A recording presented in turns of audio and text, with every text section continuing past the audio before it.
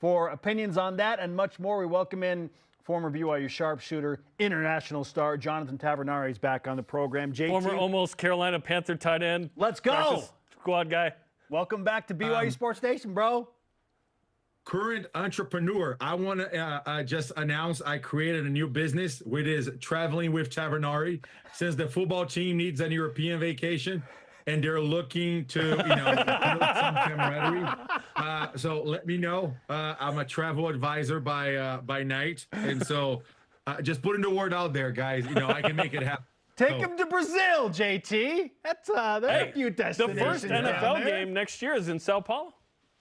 I'm just saying. So if you need it, I just came up with the name Traveling with Tavernari.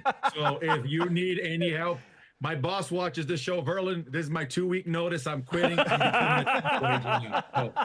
Yeah. I'm already thinking of potential jingles here with Traveling with Tavernari. We can collaborate on that later. All right. The question at hand, JT. Do you care more about BYU's potential seeding in Kansas City, or are you all in on the matchup and you don't care what seed BYU takes into Kansas City? So I'm going to answer that asking you guys a question. Do you feel like games played, with the exception of winning the conference tournament, do you two feel that a win or two in Kansas City helps BYU resume? Yes or no? Does it help to the point where they go up, or if they lose down a seed line? I'm not sure. If it doesn't really, it could boost it, right? If BYU wins Wednesday, Thursday, and Friday, maybe you go up a line. I don't think though that one loss would make you go down a line. Depends what the margin is there for the committee. And that's where my thinking is, because I think that, by the way, Spencer, unbelievable prediction. I need the lottery numbers, and I'm picking you up when the show's over. We're driving to Vegas, and you said that BYU could possibly be 9-9 in the Big 12 conference. People told me I was crazy, JT. They told me I was nuts. I still am. Hey, it's unbelievable. And so, so my perspective on this is at 21-8 right now. I feel like they could finish the year. You never know what's going to happen at Iowa State, but you go. Let's just say you win conference at 10-8. That puts you at 22-9. Let's just say that they get to the quarterfinals or maybe the semifinals. How is BYU not a 4th seed at that point, guys?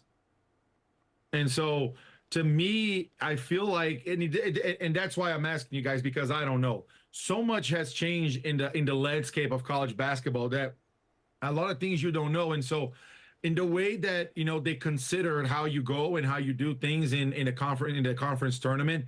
You would think that maybe getting to the quarterfinals, I think it solidifies BYU as a 4 seed, which is a good thing. Hama ordered a ton of paint to cover our bodies. And so we got to make sure that when they play in Salt Lake, we can use it. But, the way that I see it is, if there is a correlation, which I personally don't know, because sometimes it's hard to understand, right? You have the metrics and KenPom and net and rankings and so on.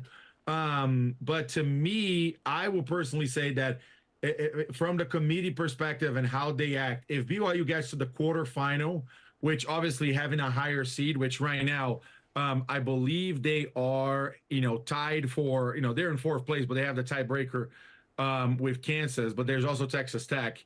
And so I think that BYU has a chance to get to the quarterfinals. And if they get to the semifinals, I can't see a world where BYU is worse than a 5th seed. Yeah, I agree. And hopefully they can somehow make their way up to a 4 seed.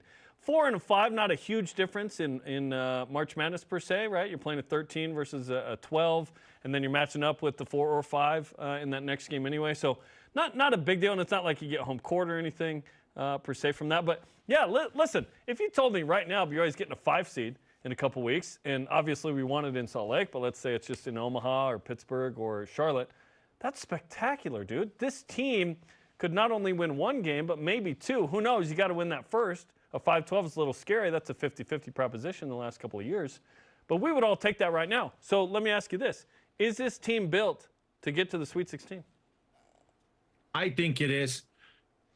I think and I'm not going to say we need to stop, and I'm not just saying that, it's overplayed, because I think we're all shocked and we're all surprised and amazed, but we're happy. But now we know what to expect from this team.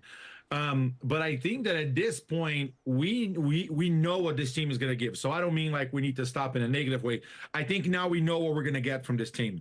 And so the last time you guys had me in talking with Lauren and Hema on BYU Cougar Tailgate. Yes, Cougar Tailgate. Yes, that's right. I've mentioned this a couple of times, and you two tell me if I'm crazy. But round one of the NCAA tournament, Jackson Robinson, Trevin Nell, and Foose go crazy. Game two of the NCAA tournament, Dallin Hall, Noah Waterman, and Ali Khalifa go crazy. Game three of the tournament, Trevin Nell, Ali Khalifa, Foose, and Richie Saunders go crazy. So, any of these things sound, I mean, it sounds doable, right? None of it sounds like it's far-fetched, because we've seen it at different times of the year. These guys go off. These guys have heck of a games and be the winning factor, the deciding factor to winning games. And so then I ask you, well, why is it not possible to happen in the NCAA tournament?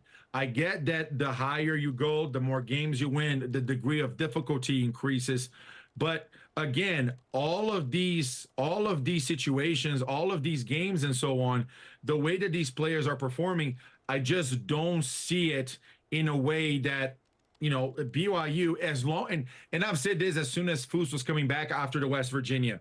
And I don't know if I told you guys or a different outlet, but I said, as long as these guys are healthy, which the game before West Virginia, they had an entire week before for preparation and so on, but they were healthy.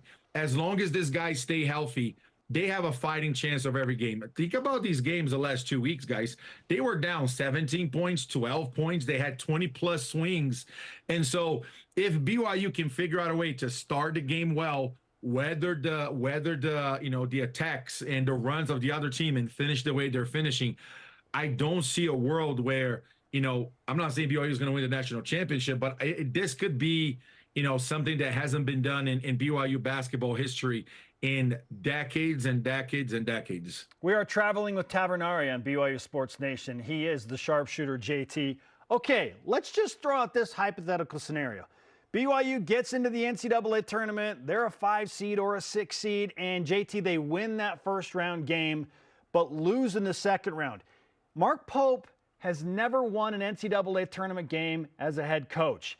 If he does that this season, would one win in March Madness be enough for you to call this a massive success? Or does it need to be more?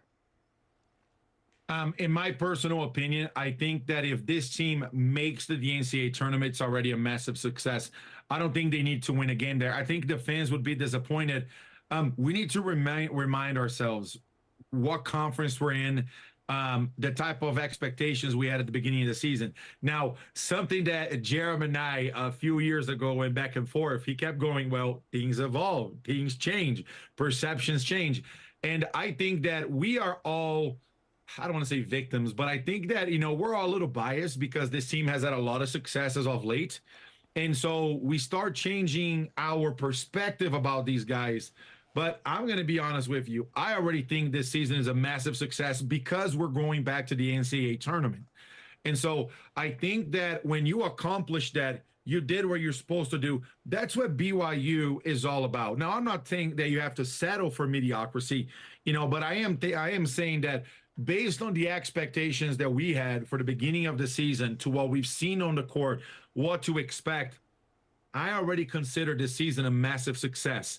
However, if you can get more, go ahead and do it.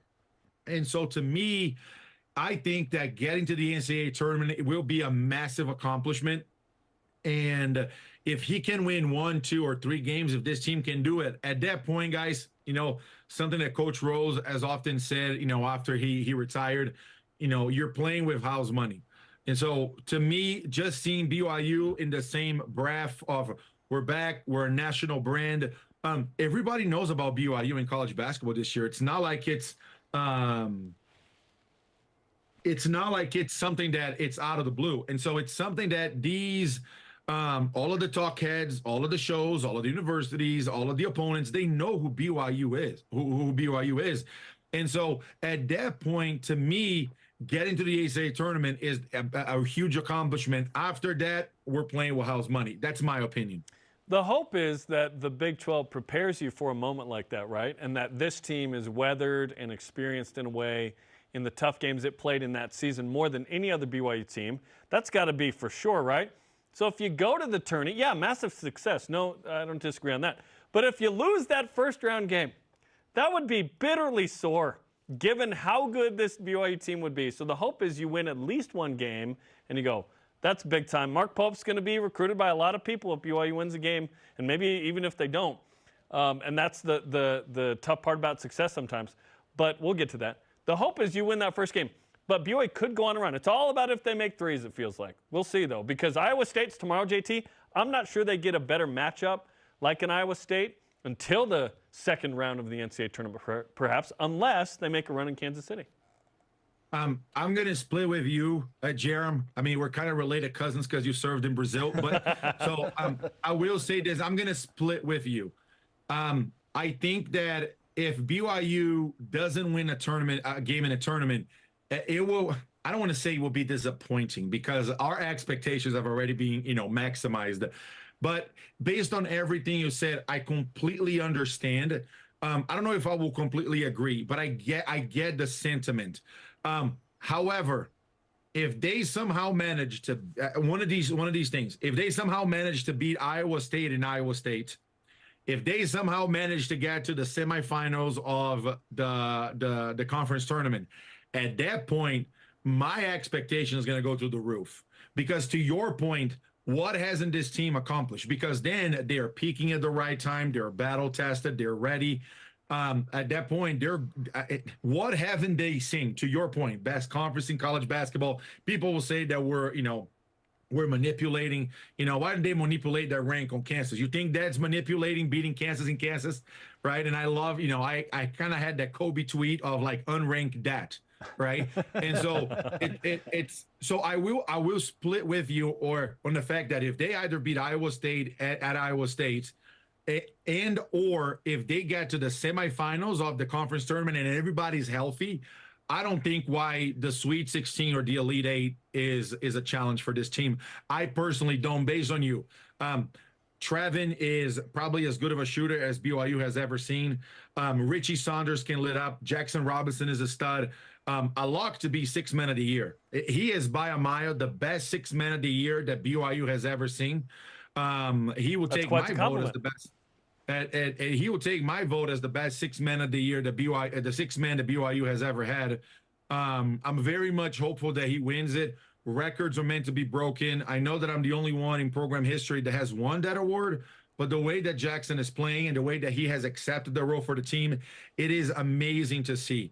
And so that's my expectation, right? That I'm happy that they're going to make the tournament, but if I see some things that Iowa State's going to be a crazy crowd, they're having a fantastic season, they're playing for a conference title, and if we can make a run in Kansas City, I don't see how this team can be stopped before the Sweet 16 or the Elite 8. All right, JT, always great to talk to you. If BYU does make a Sweet 16, I will be booking my travel with you, traveling with Tavernari. So get those plane tickets ready, man. A complimentary, it comes with a complimentary cougar tail as soon as you're about to get to the airplane. So, JT, good to talk to you, man. We'll do it again soon. Hey, thanks for having me, guys. Always and forever, go Cougs, and great Jerem Jordan. Grande abraço. Abraço, amigo. Jonathan Tavernari on BYU Sports Nation.